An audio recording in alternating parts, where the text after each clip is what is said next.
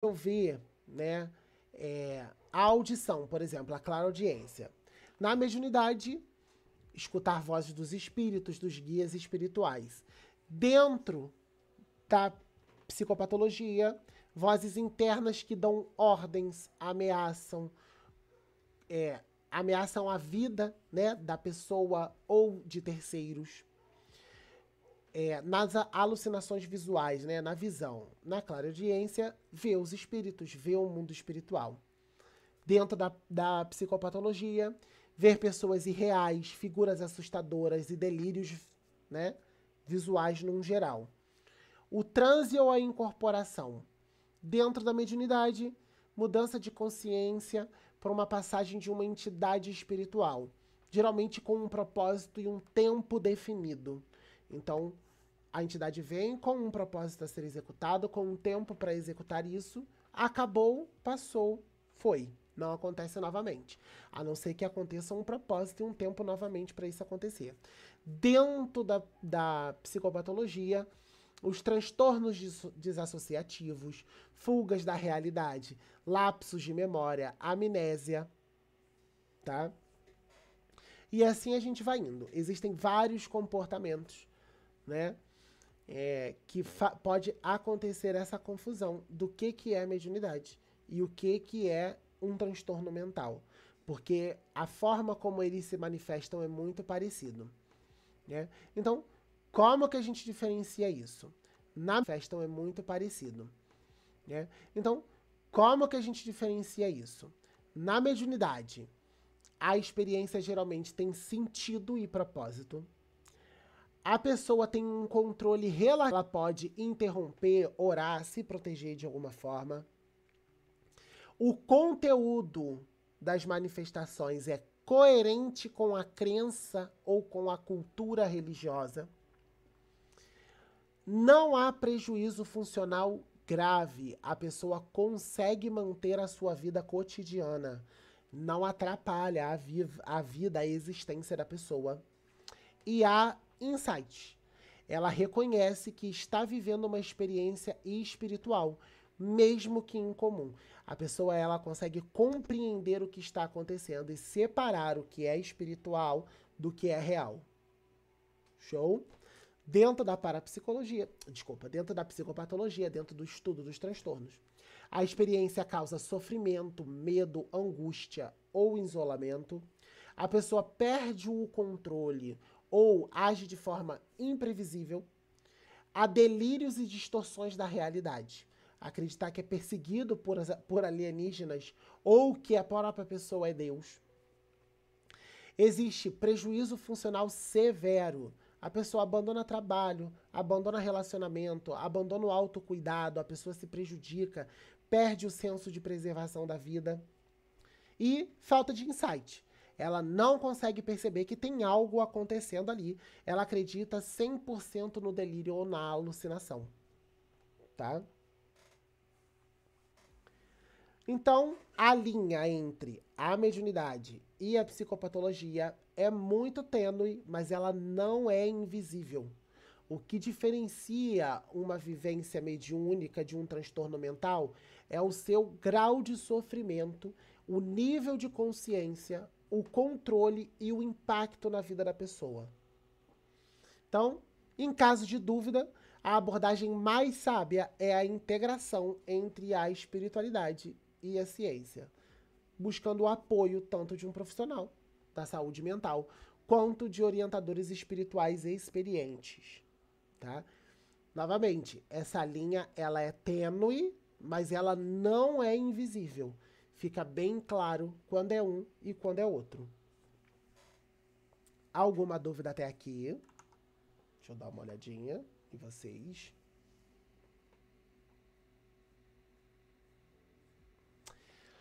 Pode.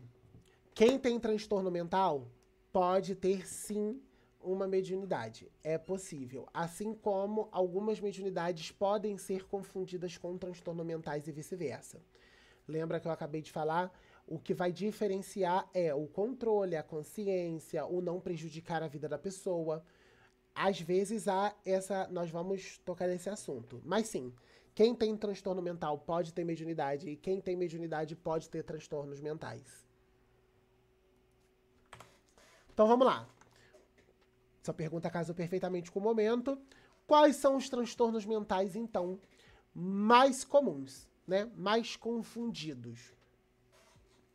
São esses aí. Vamos explicitar cada um. Nem toda experiência espiritual é doença mental, mas algumas manifestações psíquicas podem se parecer muito com experiências mediúnicas e vice-versa. Por isso é importante conhecer as principais psicopatologias que compartilham sintomas com fenômenos espirituais. A mais comum é a esquizofrenia. Tá aí o CID, né, da esquizofrenia. O CID é o Cadastro Internacional de Doenças. Então, se você jogar lá CID-10, F20, CID-11, 6A20, você vai encontrar sobre essa doença. Quais são as características, então, da esquizofrenia? Alucinação auditiva, ouvir vozes que ordenam, comentam, insultam, delírios de perseguição, de grandeza, de controle, comportamento desorganizado, isolamento social, afeto embotado ou inadequado. Como que ela pode se confundir com a mediunidade, a esquizofrenia? A psicofonia pode se confundir com a mediunidade de psicofonia, de clareaudiência, uma intuição espiritual intensa, a sensação de estar sendo guiado pelos espíritos, né? A diferença. Como diferenciar, então, se é esquizofrenia ou mediunidade? A mediunidade, ela é equilibrada, ela é coerente, ela tem controle, consciência da experiência. Na esquizofrenia, há prejuízo funcional, né? Há um sofrimento intenso. As vozes falam coisas horrorosas, a pessoa está em angústia, em sofrimento. Isso não é espiritualidade. A pessoa não tem controle sobre quando ouve ou não, sobre quando sente ou não. Isso não é espiritualidade, tá? Outro também muito comum de se confundir é o transtorno desassociativo de identidade, o famoso TDI.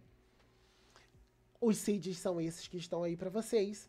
Quais são as características? 2 ou mais entidades que possuem, né, que assumem o comportamento, lacunas de memória, a pessoa não lembra o que aconteceu enquanto essa identidade estava ali, mudanças de voz, de gesto, de postura, né, de preferências de forma súbita, de repente a pessoa parece outra pessoa completamente diferente. Ela causa sofrimento e prejuízo à vida da pessoa.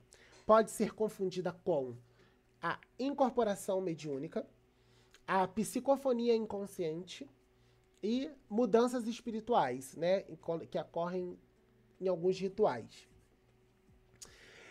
Qual é a diferença? No TDI, há amnésia, tá? Trauma de base e perda de controle. Ou seja, aconteceu uma ação traumática que causou a desassociação da identidade. Na mediunidade, já desenvolvida, a pessoa geralmente se recorda, mesmo que vagamente, do que aconteceu. E tem supervisão consciente do processo. O médium, enquanto ele está ali incorporado, ele está ali supervisionando o próprio corpo, ele está ali supervisionando o que está acontecendo. Então, por mais que hajam algumas lacunas na memória, algumas coisas que não se lembra perfeitamente, o senso de sobrevivência, o senso de si, ele continua ali com o médium, tá? Sobre essas duas, alguma dúvida?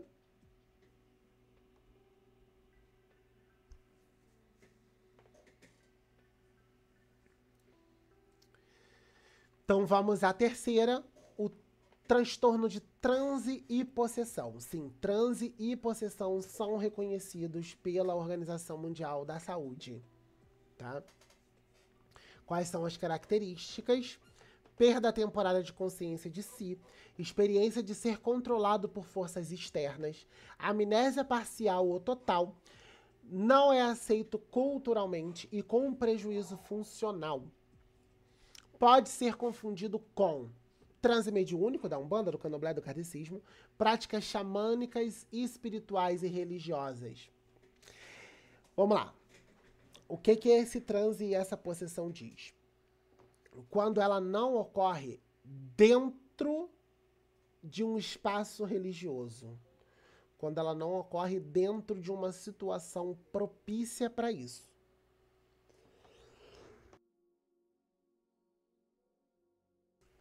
Então, assim, esse diagnóstico, tanto para os psicólogos, psiquiatras, psicanalistas, não pode ser feito quando a experiência ocorre dentro de um espaço religioso. Tá? Se ela ocorre fora do espaço religioso e causa sofrimento, pode sim ser um transtorno mental. Então, o próximo transtorno de humor bipolar. Quais são as características desse transtorno? Fases de mania, euforia, grandiosidade, agitação, insônia. Fases de depressão, apatia, tristeza, lentidão, ideação de desviver, né, que eu não posso falar aqui, que senão o TikTok derruba. E oscilação emocional intensa.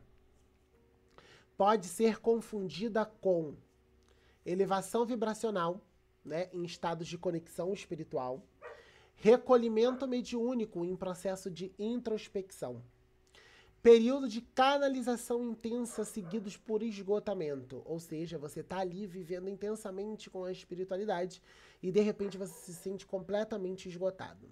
A diferença entre os dois: no bipolar, os ciclos são intensos e imprevisíveis, com grande prejuízo e sofrimento. A mediunidade consciente tem ritmo, intenção e controle. Tá? Vocês estão captando aí a diferença? A grande diferença é: os transtornos, eles não têm coerência, eles não têm um contexto, eles não têm hora, eles não têm... eles causam sofrimento, eles prejudicam a pessoa. Enquanto a mediunidade, ela tem um porquê, ela tem uma coerência, ela está ali para um motivo para acontecer. Tá?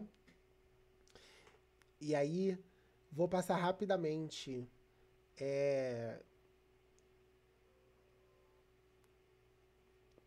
Aí, Lucas, a gente entra naquele quesito da coerência. É coerente aquilo que aconteceu? A mensagem que foi dita, ela é coerente? Foi propício aquilo ali? Está dentro da fé e da religiosidade daquela pessoa? Ou ela simplesmente incorporou algo e saiu falando abobrinha e saiu se machucando ou machucando terceiros? Tá entendendo? É o contexto. A gente analisa através do contexto.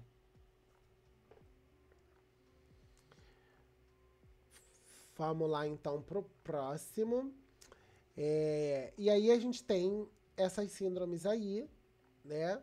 A síndrome de Charles-Bonnet, que são mais comuns em idosos e pessoas cegas, né? São alucinações visuais complexas, mas não sabe se são reais ou não, tá? Não há delírio, só a alucinação visual mesmo. A pessoa vê uma coisa que não tá ali, não existe delírio. É confundido com a clareaudiência, né? E os transtornos de ansiedade e os ataques de pânico, tá? Também causa essa coisa. Por quê? Porque os transtornos de ansiedade e o ataque de pânico, ele causa taquicardia, falta de ar, formigamento, a sensação, né, de estar ali sufocando, desvivendo, a perda de controle ou a despersonalização, o medo de enlouquecer, de acontecer alguma coisa, que pode ser confundida com a crise de abertura mediúnica, que é quando as suas mediunidades, elas começam a abrir, né, ou alguma coisa mediúnica está para acontecer, e aí às vezes o nosso corpo tem essas reações também. E episódios espirituais não compreendidos, quando a gente não consegue compreender o que está acontecendo espiritualmente, às vezes o nosso corpo dá essas reações, que pode se confundir, né, com o transtorno de ansiedade, com o ataque de pânico, né? Mas se está inserido num contexto espiritual, não é ataque de pânico. Se não está inserido num contexto espiritual, provavelmente é um ataque de pânico, tá? Então vamos lá. O inverso também acontece, tá? Algumas pessoas têm dons mediúnicos, especialmente em culturas espiritualistas, e são medicadas ou hospitalizadas indevidamente, por falta de preparo dos profissionais. Isso ocorre quando não há uma avaliação cultural do fenômeno, quando não se considera um impacto positivo da experiência e quando o profissional não tem familiaridade com os fenômenos espirituais, quando aquela pessoa desconhece, tá? Por isso, para os profissionais que estiverem aí na live, vendo o vídeo depois, é essencial a escuta empática, a avaliação interdisciplinar, considerar o histórico, cultural e religioso e familiar das pessoas e avaliar a funcionalidade, né? O sofrimento e a coerência da experiência da pessoa, tá? É preciso um olhar muito sensível, tanto do líder espiritualista quanto de um profissional da saúde mental, para que não se tire conclusões precipitadas sobre o que está acontecendo. A espiritualidade e a ciência, elas podem e devem caminhar juntas, cada uma exercendo o seu papel e colaborando para a saúde mental e espiritual, tá? Alguma dúvida até aqui? Falei a beça, deixa eu beber um bocadinho de água.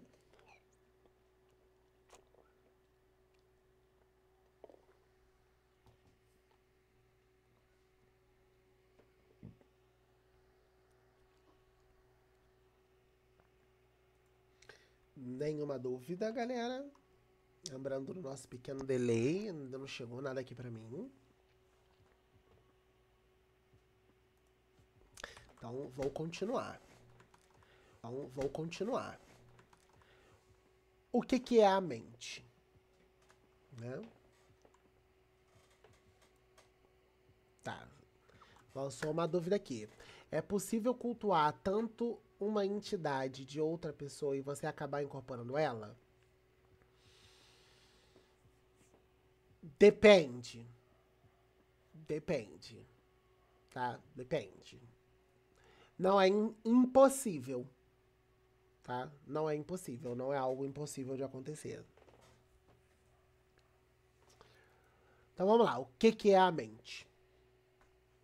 A mente é um conjunto de processos internos que envolvem pensamentos, emoções, memórias, percepções, imaginação, linguagem, consciência e identidade. Ela é, ao mesmo tempo, sutil e complexa, sendo estudada de diferentes formas em campos diversos do saber. Tá? Então, a mente é o conjunto de processos, né, que acontece aí dentro do seu cérebro.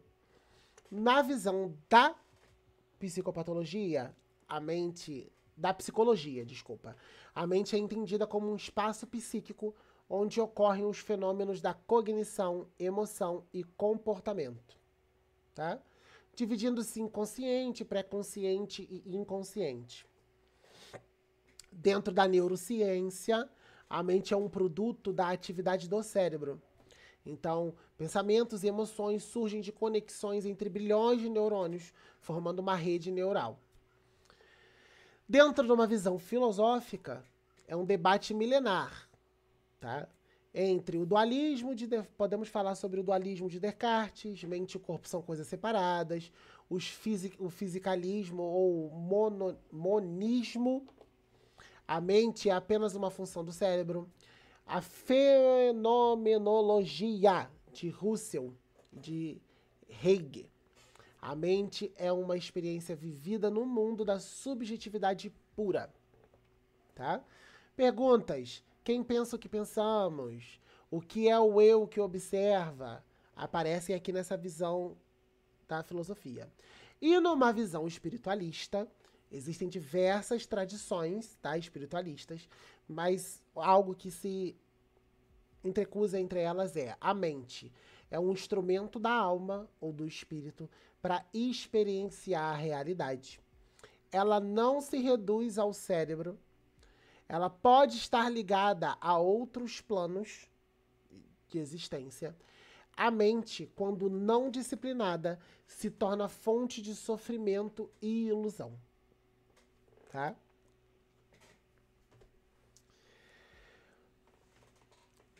Então, isso que é a mente. Alguma dúvida?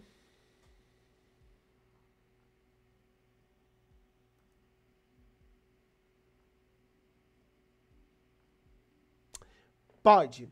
Lembrando que o transtorno mental, ele é diferente de mediunidade.